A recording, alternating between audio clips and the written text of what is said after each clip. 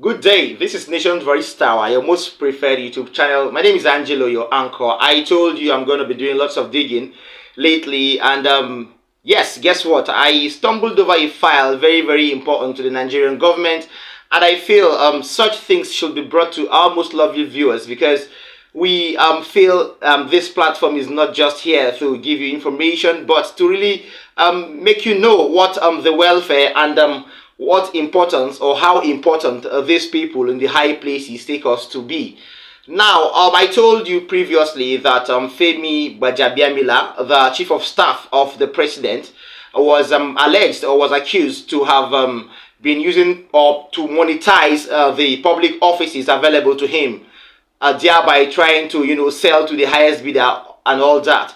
Now, I went further, and further investigations from our source, so reliable, has told us that yes, indeed, Bola Tinubu has uncovered this plot, and there is nothing to be said about it because Femi Gbajabiamila has now been caught. So I would say Femi Gbajabiamila has been exposed. So let me read straight from the file I got.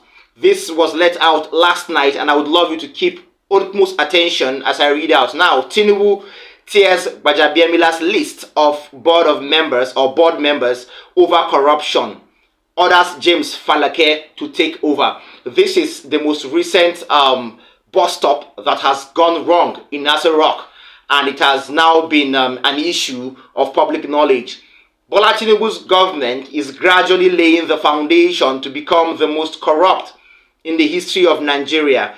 Everything has become transactional. A list compiled by Bola Tinubu's chief of staff, Femi Gbajabiamila's own office for board members and heads of parastatals, was torn apart and dumped in the garbage by an angry Bola Tinubu after information got to him that Gbajabiamila and few others have been collecting billions to give people political appointments. Gbajabiamila is accused of collecting $3 million for ministerial nominations and an undisclosed fee for juicy portfolios. Wike allegedly paid 14 billion naira for the FCT ministry. Wike was told he can recoup his money in less than 2 months. Selling choice lands.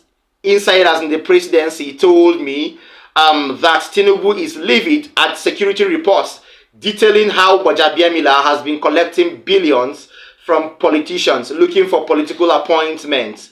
Gbajabiamila is not alone in this scheme.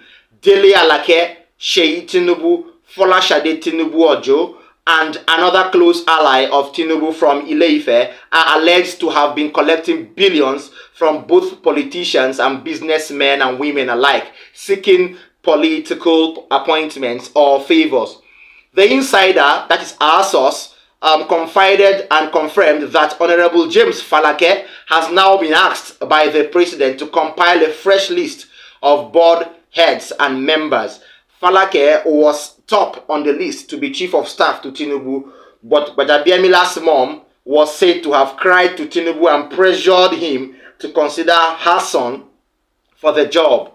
But deep down, Tinubu still considers Falake as a more trusted ally despite appointing Gbajabiamila as COS. Recall that recently I told you how Gbajabiamila went behind and got a memo from Tinubu to compile names, for boards and parastatals after the secretary to the government of the Federation, George Akume, had created a committee made up of former governors Atiku Bagudu and Mohammed Badaru to do so. Now, in a nutshell, I will tell you that I'm trying to confirm lots of reports I've given to you over time. Now, rewind back to, let's say plus or minus 6 weeks ago, when I told you there was somebody in the inner caucus of the federal government that was trying to raise heaven and hell because he was actually tipped for the position of the chief of staff of the president, but he was bypassed and it was given to Femi Gbajabiamila, if you could remember. Now, you can now see that the role Dele Falake is playing is more of a chief of staff. That means even after he was looked over, we're not trying to insinuate anything yet, but you should be able to deduce that even after he was looked over, now because of these recent occurrences and the recent bust up between Wike and Gbajabiamila and Senator Kashim Shettima, the vice president, that should go further to say that Tinubu Asiwaju Bola Ahmed, the president of the country, has finally gotten the joke, and he has decided to sway as the wind has taken him, because he can no longer play fool to this particular man he calls his chief of staff. Let us see and keep our fingers crossed to see where all this will unfold, because I bet you what, this government would not go far. Now, I have something quite different from the ordinary, because there are lots of issues that have been going on, especially eyes have been pried on the fact that the judges in charge of the Presidential Elections Petitions Tribunal are yet to give a final date for their judgment, which is more tiring than any other thing the democracy had offered us this particular year. So in order to, make the campaign more even and spread the word throughout the nation in Nigeria, I have a very, very funny but so serious video where a fellow Nigerian had to go on what I would call evangelism. Yes, I will call this an all eyes on the judiciary evangelism, because this man did the unthinkable, this man did the unfathomable, this man did the unspeakable. Let you watch this video so that when we come back, I will give you more analysis on why that video was the way it is, and more details on this same platform. Stay tuned. All eyes on the judiciary. They say we should go to court, we are going to court. Let them pronounce the right judgment. Let them do the right thing. All eyes on the judiciary. All eyes on the judiciary. Time 2 p.m. Venue City Gate. Time 2 p.m. Venue City Gate. All eyes on the judiciary. Come one, come all. All eyes on the judiciary. 2 p.m. at City Gate tomorrow. It is happening live. Yeah, I see you. I'm behind you. All eyes on the judiciary.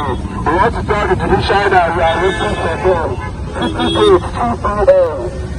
2 p.m. It's a national food program happening live. All eyes on the judiciary. Eyes on the judiciary.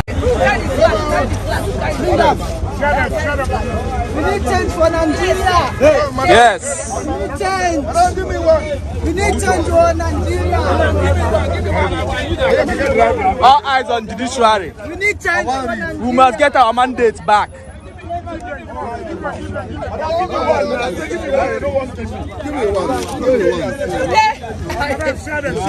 Should we see all of them? Okay, excuse me. Oh, can you hear me? Yes. Can you hear me? Yes. You like the way the country is going? No. Do you want to fight? No. We don't want to fight. And we are not taking over. Yes, sir. Listen, and we are not taking to take over. We just want the right thing to be done. Democracy is all about the right of the people. Yes. Democracy is what? All about the right of the people. Yes, sir.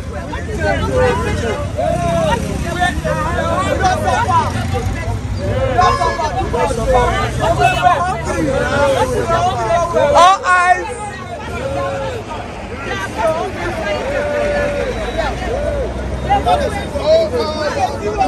All eyes on judiciary. All eyes on judiciary.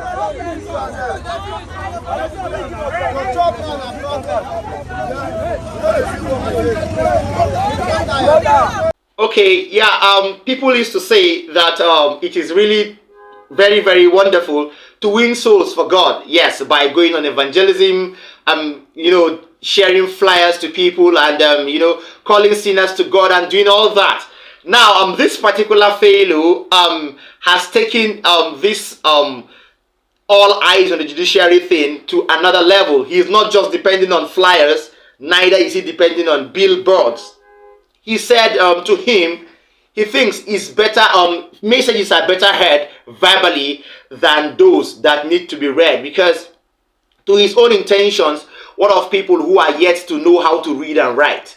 What will they fathom when they look at the billboard that carries the inscription, all eyes on the judiciary? So he has taken another version in order to, sensitize the people and let them know that whatever the judiciary is doing through the judges in the Presidential Elections Petitions Tribunal headed by Judge Stace Haruna Samani Simon should, go into their shells and enact justice, not to subvert it. This is a ploy to, enlighten the judiciary to speak up for the truth and not to go by the pockets of people in the high places.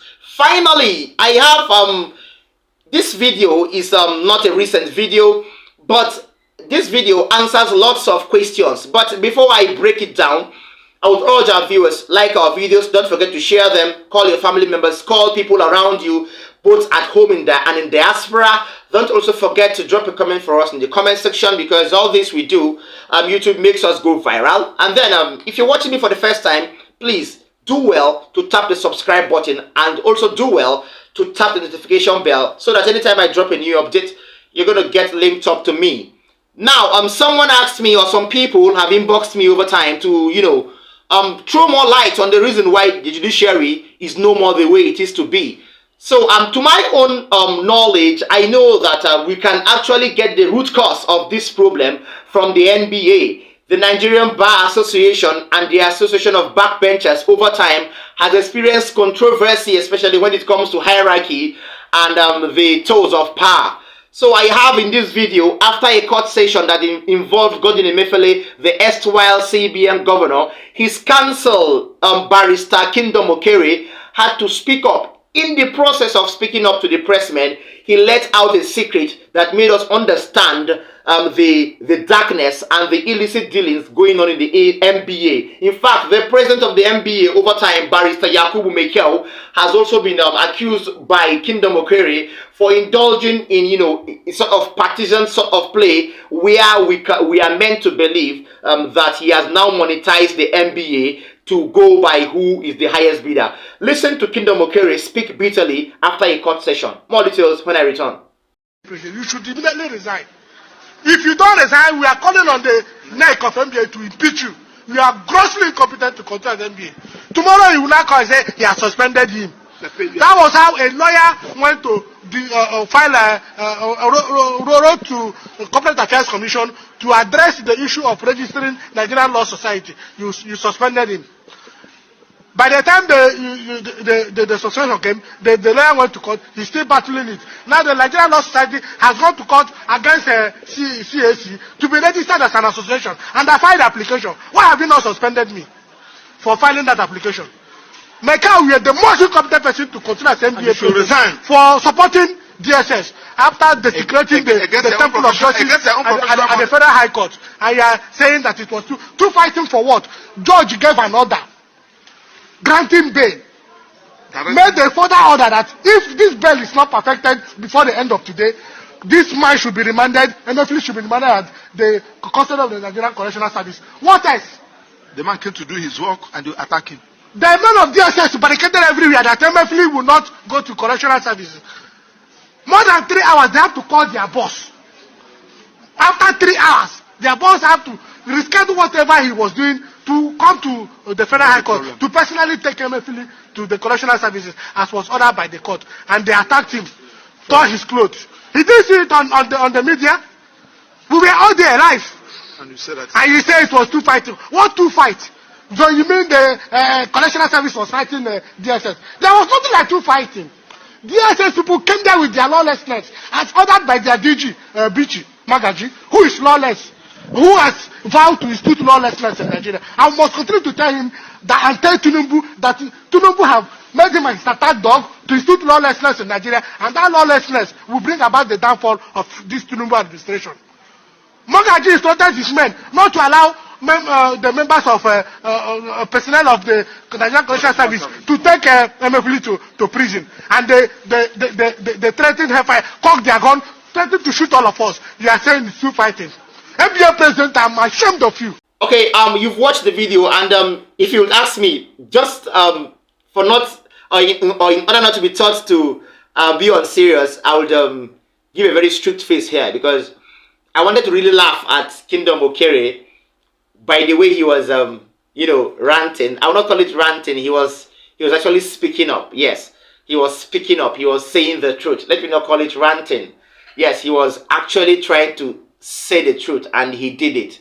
If we can have people like that to be elevated over time, not just because of hard work alone, but because of their involvement with the human existence, this sort of people should really be known as senior advocates of Nigeria, not the money bags we know these days that keep on taking time in offices, sapping billions of naira and enjoying the privileges of Uncle Tom. So he's just right, yes. Although we're yet to know the main offenses of Godwin Emefiele, but that is not our own bone of contention right now. But that comes to show us that there is crisis, a high level of crisis in the NBA, and if not waged with a quick hand and a very, very competent one, we might experience catastrophe and pandemonium in that section of our own governance, and this is going to be so disastrous to the political system and the polity. Thank you so much for staying with us. See you next time in my next update. Bye.